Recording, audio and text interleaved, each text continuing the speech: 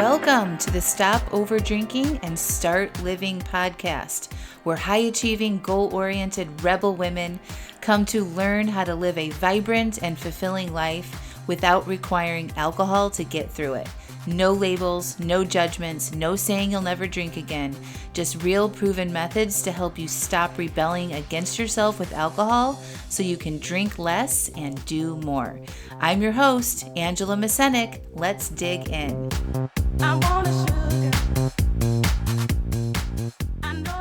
Welcome to episode 308, Recognizing Tunnel Vision. Well, hello. Welcome back to the podcast. Today, I want to talk to you about tunnel vision, and I'll be sharing some stories, one of which just happened over the Thanksgiving break. We were hosting my in-laws for Thanksgiving, and it was going very well. My husband and I really connected on our vision for Thanksgiving and made a really awesome plan for what we wanted to do and what we wanted to accomplish together.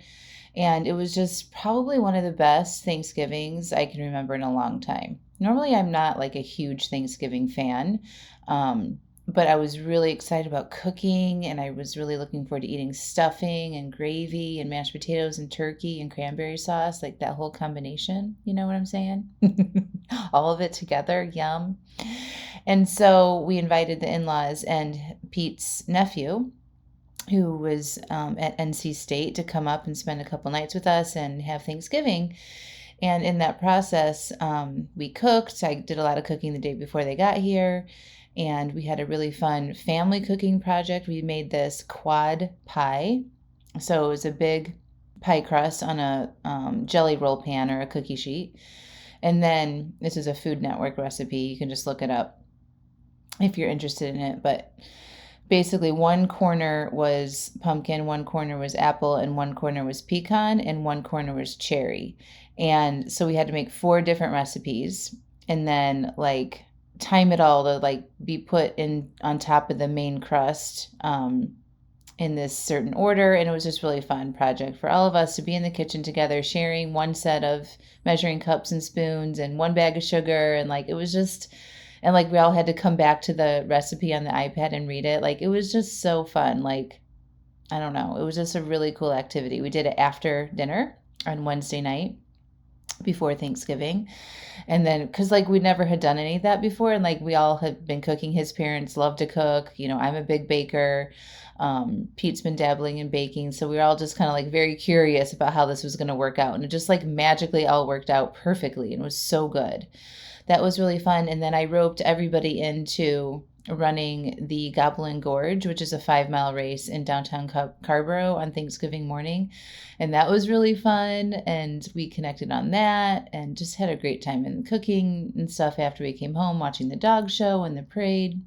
It was just a really, really awesome connected family time. And then we played Pictionary as a family after Thanksgiving dinner. And that was a lot of fun too. So all in all, it was really good. But in that, my husband had recently went to Scotland, and he brought back a bottle of Scotch, I think. And he had this very ceremonial tasting of this Scotch that he wanted to do with his parents and his nephew. And he bought special Scotch glasses and paid a lot of money for this bottle of Scotch. I don't even know. So he was sitting down to, this is where the tunnel vision comes in, by the way. He was sitting down with them at the table to do this Scotch tasting. And there was a pipette with water that you would I don't know, there's a whole process to it.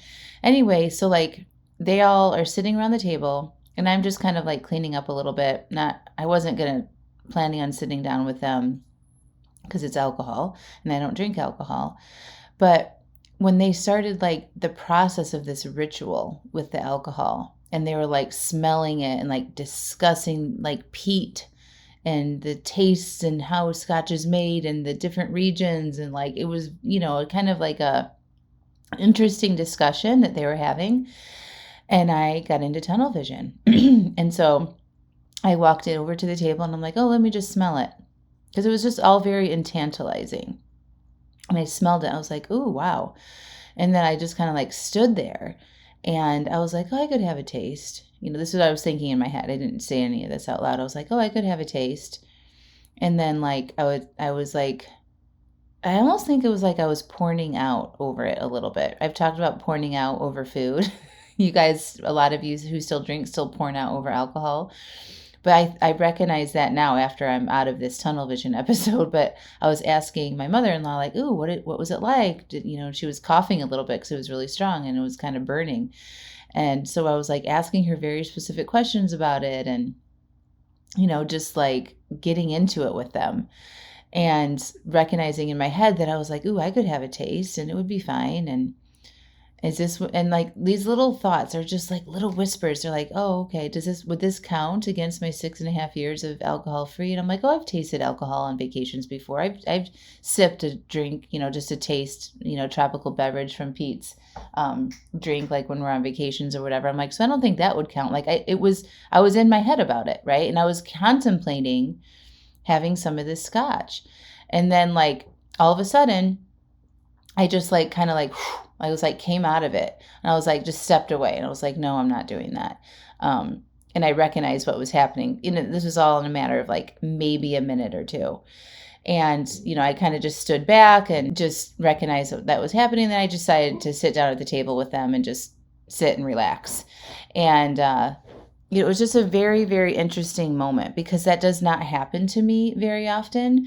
But I just wanted to talk about that with you guys so that you can recognize when you're in sort of this tunnel vision, like your focus is very narrow and you're contemplating and maybe going back and forth with yourself and you're chattering about to do it or not to do it. And it can feel very like real and like there's no other option, right? There's no other way to like get out of that. And I just want you to know that there is. First, it's awareness, right? Recognizing when this is happening. So if you hadn't planned to drink alcohol and you come up into it, you find yourself in an experience like this. Maybe you're out with your friends or, maybe it's with your husband or your spouse at the end of the day or whatever, like whatever situation you find yourself in and you're in it and you recognize that you're kind of being called by this desire to drink or to participate in something. And you kind of like start playing games with yourself back and forth and, kind of like making excuses or telling yourself it doesn't really matter or all of that, right? You all know what I'm talking about. You're in the tunnel vision. You're in the tunnel, right? And it's hard to recognize and like observe it when you're in it. So the tip here is just to recognize if you find yourself contemplating and chattering about it, right? And you hadn't planned on it, whether you've been alcohol free or it's not, a day that you had planned drinks, this happens. And so the best thing you can do is just step away. That's exactly what I did, is just step away from that little vortex, right? And so I just stepped back from the table and that kind of snapped me out of it.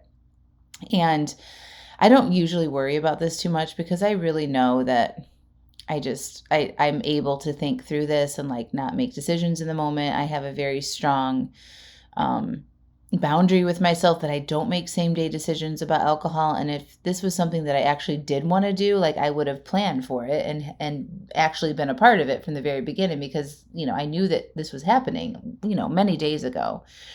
And so the best thing you can do is just step out of it, go into another room, recognize that you're having it, right? Oh, I recognize I'm thinking about alcohol. That's all you have to do is say, oh, I'm recognizing that I'm thinking about alcohol. For me in this specific situation, I remember thinking, oh, wow, I was just in some tunnel vision, right? And just like observing myself in that moment, just considering having a taste. And I honestly don't think it would have been a big deal. But when I think about it now, it wouldn't have been a big deal for me to have a sip of alcohol. I don't think it would have turned into some episode, okay?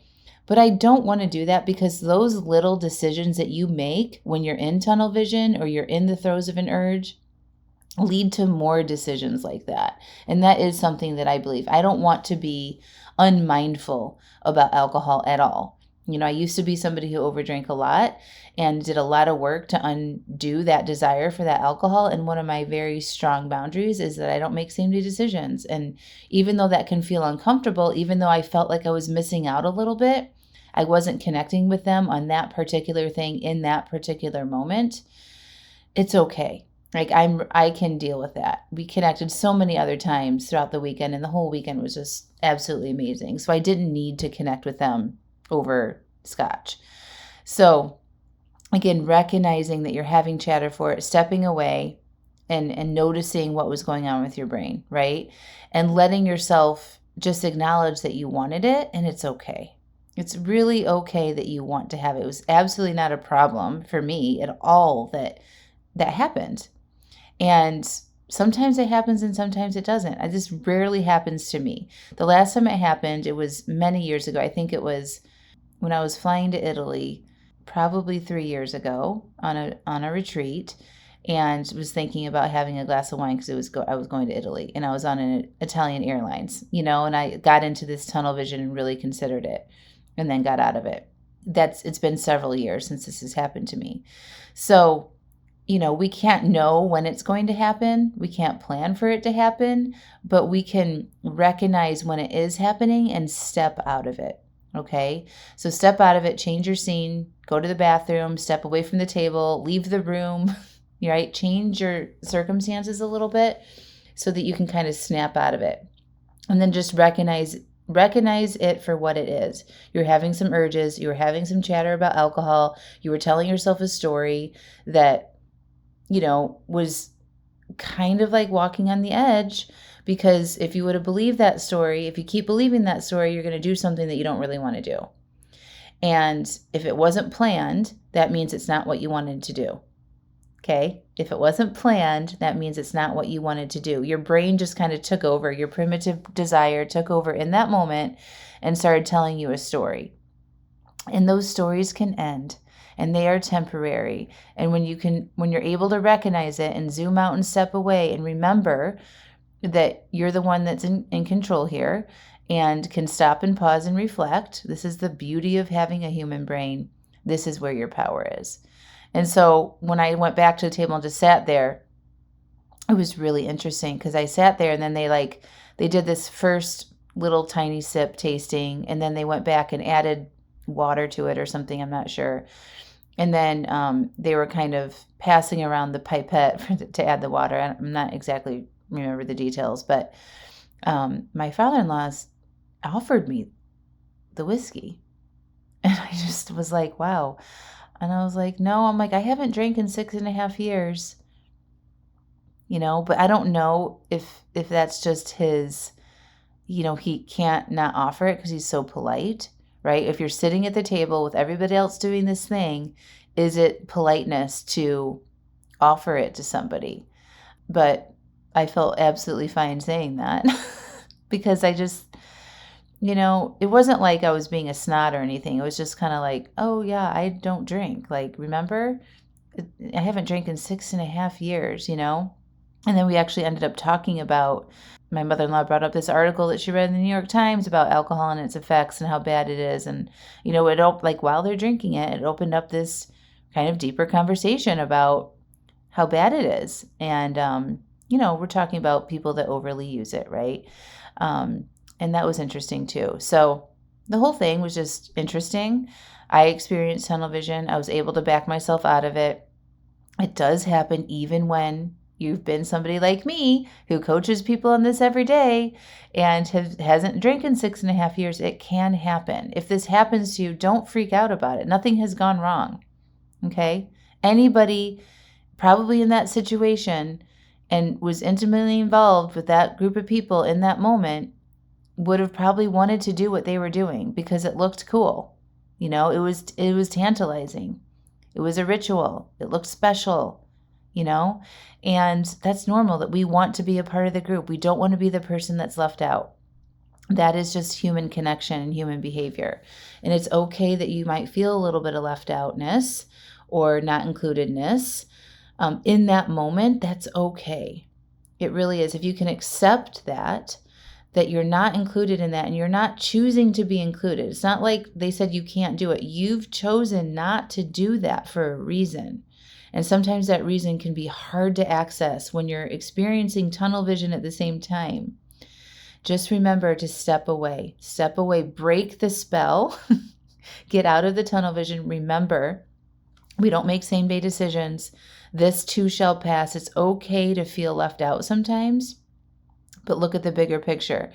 If you're worried about feeling left out in that moment, you're going to feel a lot more left out from yourself when you don't follow through on the goals that you have the next day, right? You're going to experience a lot more negative emotions the next day when you didn't honor who you want to be in those types of moments. Okay, my friends? So I hope this helps. And the tip again is step away, recognizing that you're having the chatter, not making same-day decisions, and this trying to observe yourself, right? Your brain is just kind of on a rampage and nothing to be judgmental about it for. Just notice and accept and let yourself feel a little left out. It's worth feeling it than what it feels like the next day when you recognize you didn't follow through for yourself. That is sometimes the price that we have to pay for it. We are going against the norm when we're changing our relationship with alcohol, and our society loves alcohol. Our family members love alcohol. Our friends love alcohol. And when you're the one that's not going along with that, you will have these moments, but these moments are 100% worth it for how you can feel consistently about yourself and following through for yourself over time.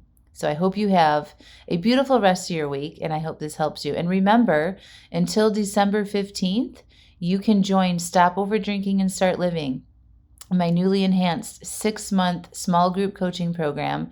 I'm accepting applications now, and you'll get the early bird discount, which is $600 off and an extra month. So go to angelamascenik.com/join SODSL and come get coaching on this stuff.